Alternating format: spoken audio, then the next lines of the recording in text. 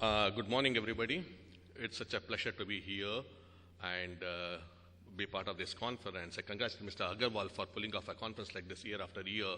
And knowing him, I know that while sitting in the dais, he's already planning his next year's conference. There are many speakers sitting here today, so I'll keep my speech short and brief. But I'm happy that most of you sitting here are speakers yourself, and it's a great opportunity for us all to share our views on the IP regime. It also makes the task very easy because everybody here is a professional in his or her own right. We are happy that the present government today is a little bit more patent-friendly government and has been taken a kind of policy decision to be more patent-friendly and promote innovations. But it's always scary, when these things are policy matters and not really law, because there are still situations in our law which are, in my opinion, thorns in the side of the flesh. We particularly have some situations in areas of biotechnology, on incremental inventions, what is called incremental inventions with respect to pharmaceuticals and computer-related inventions. In biotechnology, sometimes, we do continue to get wrong decisions, like when monoclonal antibodies get rejected on the ground that they are natural while they are not. In computer-related inventions, more often than not, method claims get rejected completely on the ground that it's a pure software, whereas it's not. I was part of the expert team before the Joint Parliamentary Committee when the law was amended 13 years ago. And at that point of time, I gave a presentation before the Joint Parliamentary Committee about the patent law with respect to computer-related inventions all over the world. And pursuant to that presentation, the Parliament added the word per se after computer program in the legislation.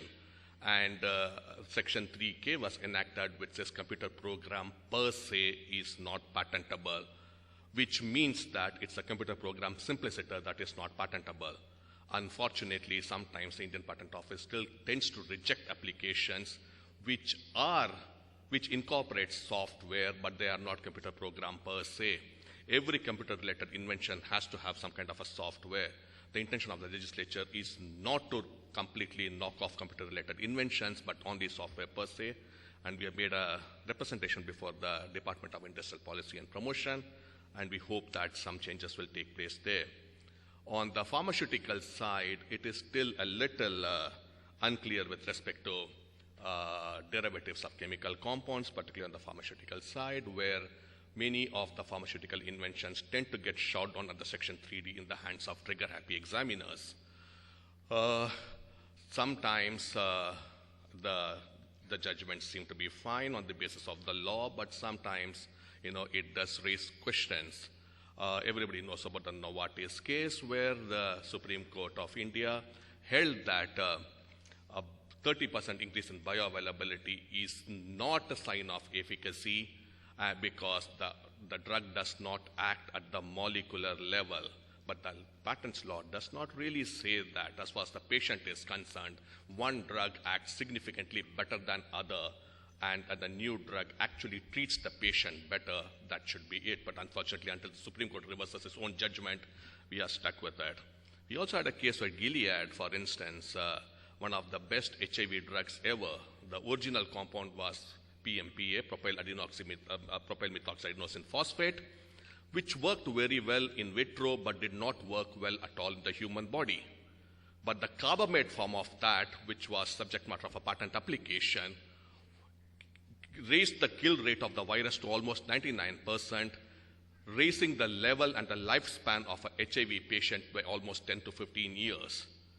The new compound, a carbamate form, was a prodrug, which would actually cut through the gut wall and go straight into the bloodstream and then get converted to the original compound and then work.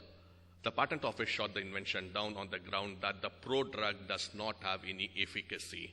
Now, the prodrug is not supposed to have an efficacy. It's a drug delivery mechanism which actually enables the drug to be delivered at a site in the most effective way, thereby increasing the lifespan of a patient who did not have any expectation of even 3 weeks life, racing to about several years. And if that is not a sign of significant increase in efficacy, we won't know what is.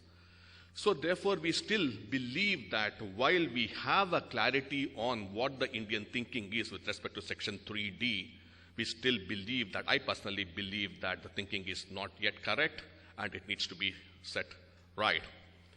We also have some issues where sometimes the patent applications get treated as abandoned for no fault of the applicant, but then it takes enormously long time for it to be reinstated. Mr. Kardam is the joint control of the patent office here. He's looking into it and promised us that things will be better. On the positive side, I started this